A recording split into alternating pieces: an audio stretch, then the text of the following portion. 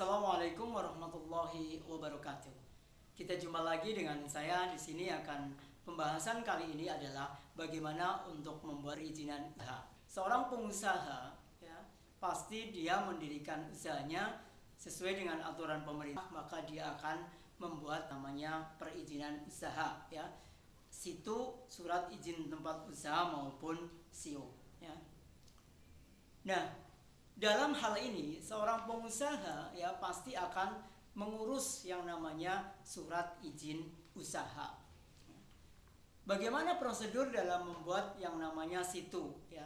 Yang jelas kalau membuat situ yang pertama adalah ada namanya surat pengantar dari RT, lurah, desa atau camat setempat.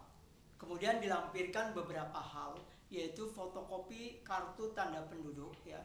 Kemudian surat permohonan izin usaha dengan ditempeli meterai 6.000. Kemudian ada berita acara pemeriksaan lokasi untuk usaha, sketsa lokasi tempat usaha yang lengkap dan sebagainya ya. Surat keterangan tidak keberatan dari tetangga atau HO ya. Jika usaha tersebut adalah usaha yang usaha kecil, mikro dan menengah, maka caranya sebagai seorang pengusaha kecil menengah, dia datang ke sebuah lembaga usaha kecil menengah UMKM. Dia datang, kemudian dia minta sebuah belangko ya. Belangko itu akan diisi oleh yang bersangkutan. Kemudian ada beberapa hal yang harus dilampirkan, di mana ada lampiran daripada KTP ya, KK, kemudian ada foto dan sebagainya. Kemudian dia datang ke desa untuk minta persetujuan atau minta cap dari kelurahan atau desa setempat. Jika sudah dilakukan ya, sudah dilakukan untuk meminta tanda tangan di lurah setempat ya, dari RT sudah, kemudian kelurah setempat sudah disetujui, maka dia akan datang ke sebuah kecamatan ya, yang sekarang ini kalau usaha kecil menengah akan dipermudah untuk mengurus izin usahanya ya, alias tidak ada biaya apapun yang dikeluarkan oleh seorang pengusaha untuk usaha kecil menengah.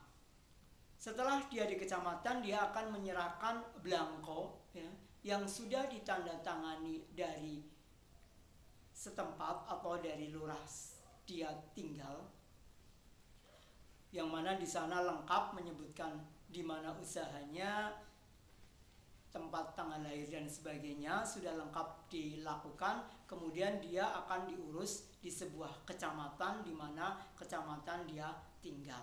Kemudian akan dibuatkan sesuai dengan yang dia inginkan, sesuai dengan belangko yang sudah diisi lengkap tentang surat izin usaha mikro dan kecil. Setelah itu akan dibuatkan suratnya ya oleh seorang administrator ya, kemudian dibuatkan seperti ini ya. Nanti akan keluar yang namanya izin usahanya ya. Surat izin usaha mikro dan kecil ada nomornya, di mana ada di situ nanti akan memuat tentang dasar-dasar pembuatan surat tersebut ya. Ya, di mana untuk yang namanya kopnya itu adalah kop dari kecamatan, karena usaha izin menengah, kecil menengah itu hanya cukup sampai di kecamatan saja ya. Kemudian ada dasar dalam pembuatan izin tersebut ya, di situ disebutkan tentang undang-undangnya, peraturannya ya, peraturan menterinya dan sebagainya, termasuk peraturan bupatinya dan sebagainya. Di mana dalam surat tersebut itu ada memberikan izin kepada jelas nama yang bersangkutan. Kemudian nama bersangkutan pasti menyebutkan yang namanya NIK, nomor induk kependudukan, karena nomor induk kependudukan pasti, karena sekarang KTP ya, maka nomor induk kependudukan itu satu orang mempunyai satu nomor induk kependudukan ya. Kemudian kalau dia memang punya NPWP, maka dia akan sertakan nomor NPWP-nya dan sebagainya. Kemudian alamat rumahnya di mana, kemudian adalah kegiatan usahanya, ada nomor telepon dan sebagainya. Kemudian ada yang namanya lokasi usaha ya. Di dalam lokasi usaha tersebut, di situ juga ada namanya bentuk usaha. Karena usaha kecil menengah, dia mungkin usaha di bidang perdagangan, ada bidang retail, ada produksi dan sebagainya. Ya. Kemudian jumlah modal usaha. Jika modal usahanya kurang dari ya, sekian ya 300 juta ke bawah ya perputarannya, maka dia termasuk di usaha kecil menengah. Kalau transaksinya adalah 30 juta, maka di 30 juta ke bawah maka dia termasuk transaksi usaha kecil menengah ya. Kemudian ada sarana apa saja yang digunakan dalam usaha tersebut. Nah, kemudian bentuknya akan seperti ini ya, itulah yang namanya surat izin usaha mikro dan kecil ya.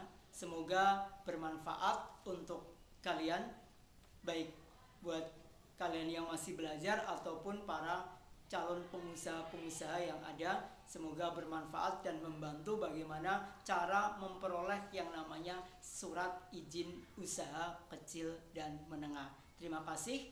Semoga penjelasan ini bisa membantu kalian semua. Wassalamualaikum warahmatullahi wabarakatuh.